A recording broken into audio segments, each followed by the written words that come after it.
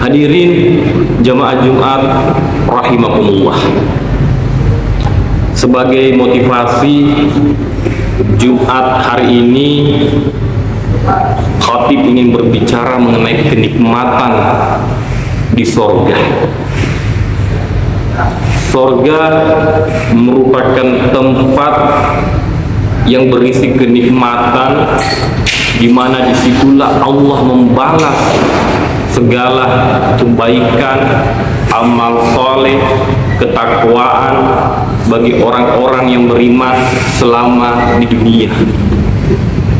Jadi surga ini isinya kenikmatan.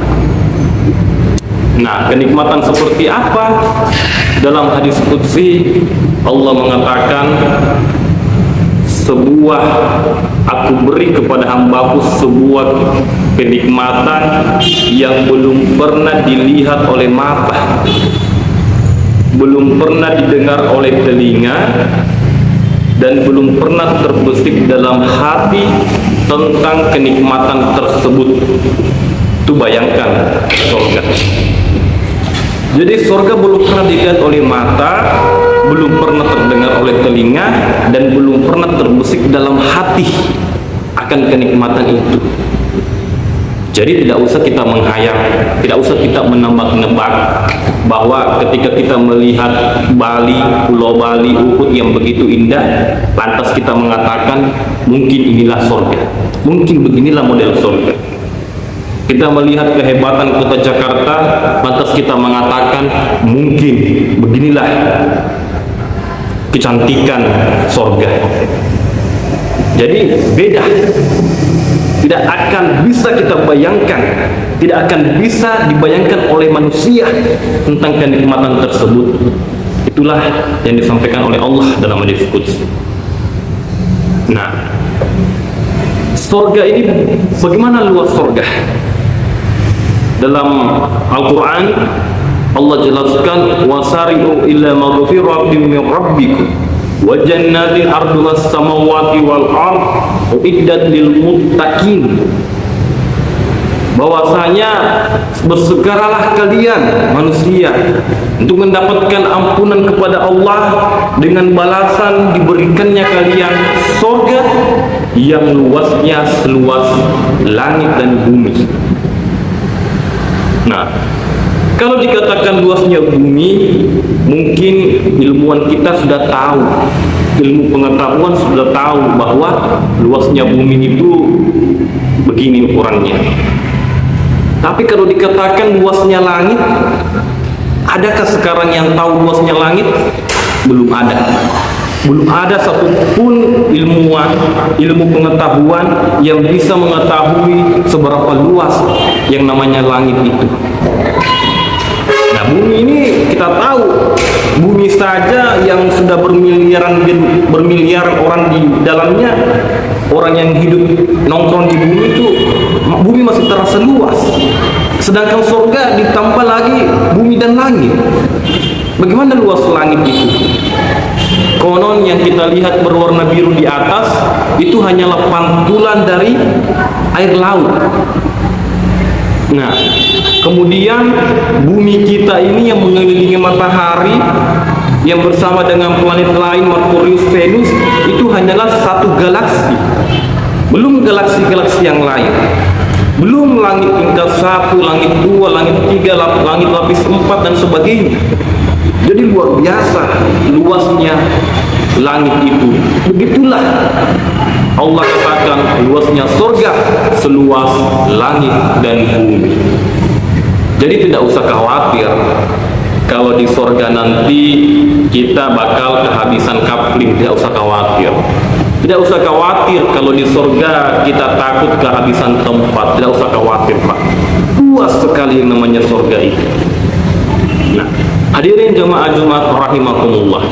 Kemudian bagaimana di dalamnya? Surga di dalamnya ada juga bangunan, ada juga buah-buahan. Dalam Al-Quran disebut dalam surga itu ada buah pisang, delima, ada buah anggur. Tapi tentu beda buah yang di dunia dengan buah yang ada di surga nanti. Namanya mungkin sama, tapi hakikatnya yang beda. Nah, kalau misalnya hakikatnya sama, ya buat apa ada surga? Toh di dunia sudah kita nikmati buah itu, tapi beda buahnya, Pak. Tidak bisa terbayangkan dalam hati, terbisik dalam hati, tidak bisa terbayangkan dengan panca indera kita. Sama dengan bangunannya, bangunan di surga juga ada yang luar biasa bangunannya, ada yang sangat luar biasa. Kalau di dunia ini kan bangunan orang itu, rumah orang itu beda-beda.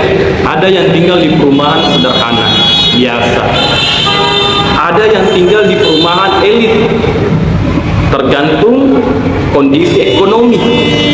Makin kaya dia maka makin elit perumahannya. Tapi kalau di surga bukan lagi kondisi ekonomi yang berbicara, tapi amal. Makin hebat amalnya maka makin hebat tempatnya di surga.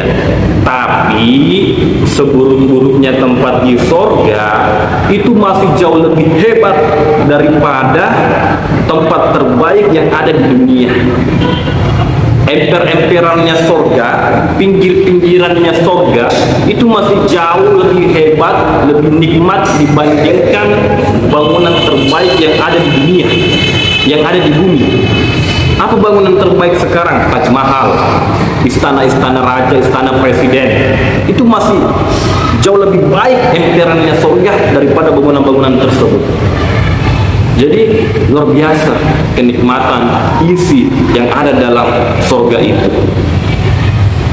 Hadirin jemaah Jumat rahimakumullah. Kemudian di surga banyak pintunya. Disitulah nanti para orang-orang beriman akan masuk melalui pintu-pintu surga itu. Ada yang namanya pintu rayyan. Siapa yang bisa masuk di pintu rayyan? Dia yang ahli puasa. Puasa wajibnya jalan, puasa Senin Kamisnya jalan, puasa sunnahnya jalan. Ada yang namanya pintu jihad. Siapa yang bisa masuk di pintu jihad? Dia yang berjihad selama hidupnya, berjihad memperjuangkan agama Allah. Kemudian ada yang lebih hebat. Ada satu pintu, ada satu kelompok, satu golongan di mana semua pintu surga menerima golongan tersebut. Siapa itu? Nabi jelaskan dalam sebuah hadis, ketika seorang perempuan itu mendirikan sholat, melaksanakan puasa Ramadan, kemudian taat kepada suaminya, kemudian menjaga kehormatannya, menjaga harga dirinya, maka perempuan itu dipersilakan untuk masuk melalui pintu mana saja. Dipersilakan masuk ke dalam surga melalui pintu mana saja. Masya Allah. Itu sampaikan kepada istri tak nanti di rumah. Nah, itulah surga. Lalu penduduk surga bagaimana? Penduduk surga nanti rata-rata usianya 30-an. Jadi tidak ada lagi kakek-kakek, nenek-nenek di surga. Yang kakek-kakek di dunia akan kembali muda ketika nanti masuk surga. Rata-rata umur 30-an, masa cantik-cantiknya, masa tampan-tampannya. Makanya pernah ada nenek-nenek bertanya kepada Rasulullah, "Ya Rasul, apakah nenek-nenek nanti itu masuk surga ya Rasul?" Rasul menjawab, "Tidak, Nek. Nenek-nenek tidak masuk surga." Sedih nenek itu. "Masa iya ya Rasul? Kalau begitu sia-sialah ibadah saya, sia-sialah tahajud saya ya Rasul." Rasul kemudian menjawab, "Betul, Nek. Kalau nenek-nenek memang tidak masuk surga, tapi orang yang beriman dan beramal soleh akan masuk surga." Artinya nenek modelnya tidak kayak begini di surga, akan kembali ke umur 30-an. Masya Allah, nenek itu pun senang. Nah, jadi inilah penduduk surga. Kemudian orang-orang yang ada dalam surga itu sudah tidak ada lagi yang namanya cacat, baik cacat fisik maupun cacat rohani. Kalau di dunia kan biasa kita temukan ada saja orang yang cacat rohaninya, apakah cacat fisiknya, buta dia kah, tulika. Kalau di dunia semua kembali normal, tidak ada lagi yang cacat, tidak ada lagi orang yang dengki, yang iri kepada orang lain, dan tidak ada lagi buang air besar tidak ada. Jadi kalau ditanya, terus bagaimana ketika orang makan di surga tapi tidak bisa buang air? Jadi makanannya itu akan keluar melalui apa? Melalui keringat. Masya Allah, begitu kondisi penduduk yang ada di surga.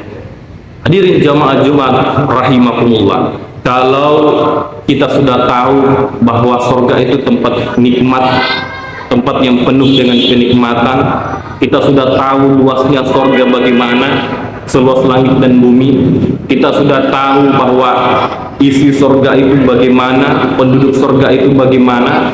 Sekarang pertanyaannya, bagaimana cara untuk masuk ke dalam surga? Nah, surga itu memiliki macam-macam. Ada surga yang paling hebat, paling tinggi derajatnya, yang bernama surga Firdaus. Masya Allah. Tapi secara umum, untuk kita masuk ke surga itu digambarkan dalam Al-Quran, manusia yang bertakwa, manusia yang takut kepada Allah, manusia yang senantiasa menyembah dan memuji Allah. Itu secara umum. Tapi lebih khusus lagi, Al-Quran memberikan bocoran dalam Quran surah Al-Mu'minun bahwa orang yang ingin masuk surga Firdaus ada beberapa syarat. Bapak-bapak bisa catat ini. Yang pertama, dia beriman, kemudian mengerjakan sholat dengan khusyuk, kemudian dia yang meninggalkan perbuatan dan perkataan yang sia-sia, kemudian menunaikan zakat, kemudian dia menjaga kemaluannya kecuali terhadap istrinya, dan yang terakhir dia yang menjaga amanah. Ini syarat untuk bisa kita dapatkan surga Firdaus. Masya Allah. Hadirin jamaah Jumat rahimakumullah, olehnya itu mumpung kita masih diberi umur, mumpung masih diberi nafas oleh Allah, pesan surga itu dari sekarang. Semoga kita mendapatkannya. Barakallahu li wa lakum fil Qur'anil azim wa nafa'ni wa iyyakum bima fihi minal ayati wa dzikril hakim.